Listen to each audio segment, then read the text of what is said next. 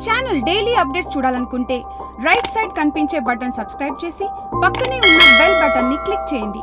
అలాగే లైక్ చేయండి, షేర్ చేయండి, కమెంట్ చేయండి. ఎన్నికల సమయంలో ప్రతిపక్ష పాలిత రాష్ట్రాల్లో సిబిఐని కానీ ఐటీని కానీ ఈడీని కానీ పంపించి రకరకాల దాడులు చేయడం అన్నది నరేంద్ర మోడీ ప్రభుత్వానికి ఒక పరిపాటిగా మారింది. అలాగే ఇప్పటికి వచ్చేసరికి ఎన్నికల సంఘం మీద కూడా ఫిర్యాదులు చాలా పెరుగుతున్నాయి. ఆంధ్రప్రదేశ్లో ఇంటెలిజెన్స్ చీఫ్ వెంకటేశ్వరరావును, అలాగే కడప ఎస్పీ రాహుల్ దేవును, శ్రీకాకుళం ఎస్పీని వీళ్ళందరినీ బదిలీ చేయమని చెప్పి ఎన్నికల సంఘం చెప్పడం, వెంటనే బదిలీ చేయటం. ఆ తర్వాత మటుకు వైసీపీ ఫిర్యాదు మేరకు చేశారని చంద్రబాబు ప్రభుత్వం మళ్ళీ వాటిని వెనక్కు తీసుకోవడం ఒక సరికొత్త సంఘర్షణాత్మక పరిస్థితిని సృష్టించింది. ఇప్పుడు ప్రభుత్వం హైకోర్టుకు వెళ్ళింది కాబట్టి హైకోర్టు ఏం చెప్తుందో మనకు తెలియదు. ఏదైనా కానీ క్షణాల మీద ఎన్నికల సంఘం ఇటువంటి ఉత్తర్వులు ఇవ్వడము, రెండో వైపున పాలక పార్టీ బీజేపీ తనకు వ్యతిరేకమైన చోట్ల చేస్తున్నటువంటి ఉద్దేశపూర్వకమైన దాడులను ఉపేక్షించడం చాలా అభ్యంతరకరం. ఆంధ్రప్రదేశ్లో సంగతి అలా పక్కన పెడితే కర్ణాటకలో ఈరోజు ఆ పుట్టరాజు అనే మంత్రి, తర్వాత ఫరూక్, రేవన్న వీళ్ళందరి మీద కూడా దాడులు చేశారు. ఈ ఐటీ దాడులు చేశారు. ఐటీ దాడులు చేయొచ్చు తప్పకుండా, తప్పు చేసిన వాళ్ళ మీద లేదా అక్రమాలు ఉన్నప్పుడు. కానీ కేవలం ప్రతిపక్షాల మీద, అంటే బీజేపీ వ్యతిరేక పార్టీలు, కాంగ్రెస్ లేదా ప్రాంతీయ పార్టీలు, వామపక్షాలు వీళ్ళ మీదే ఎందుకు దాడులు జరుగుతున్నాయి? బీజేపీ మీద ప్రధానమంత్రి రఫేల్ కుంభకోణంతో సహా అనేక ఆరోపణలు ఉన్న వాటిని ఎందుకు పట్టించుకోవడం లేదు? తేదీల ప్రకటనలో కూడా దశల వారీగా ఇచ్చేసి వాళ్ళ అజెండాని ఎందుకు అనుసరిస్తున్నారు? వీటికి సమాధానం లభించడం లేదు. అలాగే మోడీ చాలా ప్రత్యక్షంగా అంతరిక్ష పరిశోధన సంస్థ అంతరిక్షంలో యుద్ధ విమానాలను విధ్వంసం చేసేటటువంటి వ్యవస్థను వాళ్ళు ఎప్పుడు తయారు చేస్తే దాన్ని కూడా మోడీ గారు ఒక ఎన్నికల ప్రచారానికి వాడుకుంటే దానికి ఆపరేషన్ శక్తి అని పేరు పెట్టారు.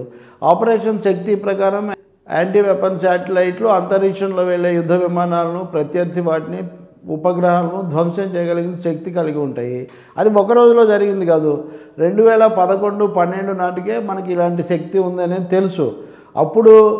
ఇప్పుడు తర్వాత ఇస్రోకి చైర్మన్గా ఉన్నటువంటి సారస్వత్ అప్పట్లోనే చెప్పాడు మేము చేయగలుగుతామని. మోడీ గారు రెండేళ్ల కిందటే చెప్పాడని ఇప్పుడు రక్షణ సలహాదారుగా ఉన్న సతీష్ రెడ్డి గారు చెప్తున్నారు. ఉండొచ్చు, 2 ఏళ్ల కిందటే చెప్పుండొచ్చు. దాని అర్థం 2 ఏళ్ల కిందటే మొదలైందా? అంతకుముందు దశాబ్దాల తరబడి అంతరిక్ష సంస్థలో సాగుతున్న పరిశోధనలన్నీ ఏమయ్యాయి? కాబట్టి ఒక విషయం మనం గుర్తుపెట్టుకోవాలి. అటల్ బిహారీ వాజ్పేయి ప్రధానమంత్రిగా ఉన్నప్పుడు పోఖ్రాన్లో అణుపరీక్ష జరిపి భారతదేశం అణుబాంబు చేయడం చాలా ఘన విజయం అని చెప్పి ప్రచారం చేసుకున్నాడు ఆయన. తర్వాత కాలంలో కూడా సైనిక దళాలు, మాజీ సైనికాధికారులు వీళ్ళందరినీ చేర్చుకోవడం అన్నది బీజేపీకి ఒక వ్యూహంగా ఉంది. ఇటీవల కూడా పుల్వామా టెర్రరిస్టు దాడి తర్వాత బాల్కోట్ ఎయిర్ స్ట్రైక్స్ ఆ తతంగం మనం చూసాం. అంటే ఇప్పుడు మోడీ గారు దీన్ని అంటే అంతరిక్షంలో ఆయుధ విధ్వంసక ఉపగ్రహాలను తయారు చేయడం అన్నది ఇది మన విజయము, ఇది తన విజయం అన్నట్టుగా ఆయన చెప్పుకోవడానికి ప్రయత్నిస్తున్నారు. ఎందుకంటే నిన్న పొద్దున్నుంచి కూడా ఆయన ట్వీట్ పెట్టి ఇంకా మీరు 2 గంటల్లో మంచి వార్త వింటారు, గొప్ప వార్త వింటారు, ఏదో జరగబోతుందని ఒక సస్పెన్స్ థ్రిల్లర్ లాగా బిల్డప్ చేసి ఆ తర్వాత ఈ విషయం చెప్పారు. మిగిలిన వాళ్ళందరూ కూడా శాస్త్రజ్ఞులను అభినందిస్తున్నారు. కానీ ప్రధానమంత్రి అదేదో రాజకీయ నిర్ణయము, తన ప్రభుత్వం యొక్క ఘనత అన్నట్టుగా చెప్పుకోవడము, దాన్ని ముందస్తుగా టీజర్ విడుదల చేసి మళ్ళీ ప్రచారం చేసుకోవడం తప్పకుండా ఇది బీజేపీ రాజకీయ కోణం కిందకే వస్తుంది. దీని మీద ప్రతిపక్షాలన్నీ కూడా ఫిర్యాదు చేశాయి. మరి ఎన్నికల సంఘం ఇంతవరకు దీని మీద ఎందుకు స్పందించడం లేదు? రైలు టికెట్ల మీద, విమానం టికెట్ల మీద మోదీ బొమ్మ ఉండటం పొరపాటు అని అందరూ అంటే దాని మీద ఏదో వాళ్ళు అడిగారు, వీళ్ళు ఏదో చెప్పారు, అది నడుస్తుంది. కానీ అంతకంటే కీలకమైన, సున్నితమైన రక్షణకు సంబంధించినటువంటి అంతరిక్ష పరిశోధన సంస్థ తయారు చేసిన రక్షణ పాఠవం ఉన్నటువంటి ఉపగ్రహాలు, ఆ రాకెట్ ప్రయోగాలను కూడా రాజకీయ ప్రచారానికి వాడుకుంటే ఎందుకు ఇంతవరకు ఎన్నికల సంఘం సంజాయిషి అడగలేదు అనే ఒక కీలకమైనటువంటి ప్రశ్న మనం ఇప్పుడు వేయాల్సి వస్తుంది. ఈ విధంగా కనుక అధికార దుర్వినియోగం జరిగేటైతే కేంద్రంలో ఉండి అప్పుడు ఇంకా ఎన్నికలు న్యాయంగా జరగడం అనే మాట లేదు. ఒకవైపు ప్రత్యర్థుల మీదేమో దాడి చేస్తారు, ప్రతిపక్ష రాష్ట్రాలకు దళాలను, బృందాలను పంపిస్తారు. మీరేమో ప్రతి విషయాన్ని కూడా ప్రభుత్వం యొక్క విజయంలాగా ప్రచారం చేసుకునే ప్రయత్నం చేస్తారు. కొద్ది రోజుల కిందట చౌకీదారుల సమ్మేళనం అని పెట్టారు. 25 లక్షల మంది చౌకీదారులతో మాట్లాడామన్నారు. మీకు మీరే అంటే చాయ్ వాళ్ళ మీరు ఫస్ట్, తర్వాత గాయవాలా అయ్యారు. ఇప్పుడు మీరే చౌకీదారుని తగిలించుకున్నారు. 25 లక్షల చౌకీదారులతో సమావేశమని బీజేపీ ఆధ్వర్యంలో ఉన్న సెక్యూరిటీ సంస్థలన్నిటికీ కూడా చాలా ప్రచారం ఇచ్చారు. దీన్ని ఎన్నికల్లో వాడుకుంటారు. అంటే చౌకీదారుల దగ్గర నుంచి అంతరిక్ష పరిశోధనల వరకు, ఆయుధ రంగంలో పురోగతి వరకు ప్రతిదీ బీజేపీ ఎన్నికల ఖాతాలో, ప్రచార ఖాతాలో వేసుకుంటూ ఉంటే ఎన్నికల సంఘం ఎందుకు నిరోధించడం లేదు, ఎందుకు అడగడం లేదు? ఇదే సమయంలో సుప్రీంకోర్టులో సీతారాం యేచూరి వేసిన పిటిషన్ ఎలక్ట్రల్ బాండ్స్కి సంబంధించి అది కూడా వచ్చింది. వచ్చినప్పుడు ఏంటి, ఎలక్ట్రల్ బాండ్స్ అనేవి కుబేరులు, కార్పొరేట్లు దొంగచాటుగా డబ్బులు ఇవ్వడానికి, నిధులు వేల కోట్లు సమకూర్చడానికి దోహదపడుతుందనేది వామపక్షాలు, సిపిఎం ఎప్పటి నుంచో విమర్శిస్తున్నాయి. సీతారాం యేచూరి వేసిన పిటిషన్ కూడా అదే.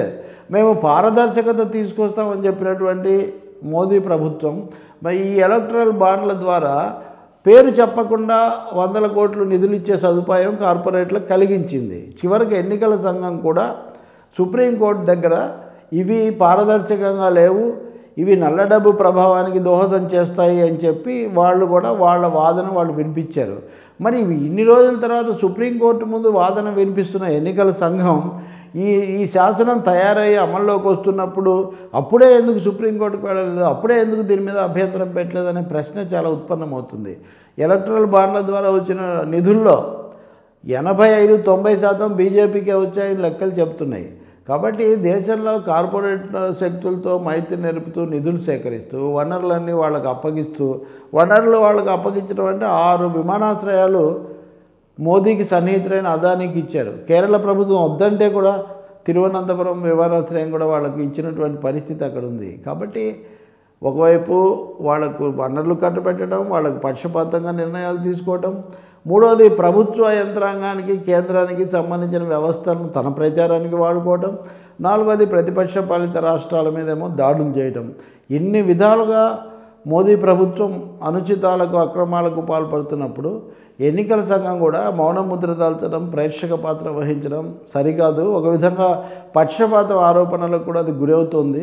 మరి ఇప్పటికైనా వాళ్ళు కళ్ళు తెరిచి ఈ పద్ధతిని, ఈ అస్తవ్యస్త పరిస్థితిని చక్కదిద్దుతారన్నది మనం చూడాలి. చక్కదిద్దకపోతే మటుకు ఎన్నికలు అనే వాటికి స్వేచ్ఛగా, సమానంగా జరగడం అనేది అసాధ్యమైపోతుంది. ఆరోపణలు మిగిలిపోతాయి.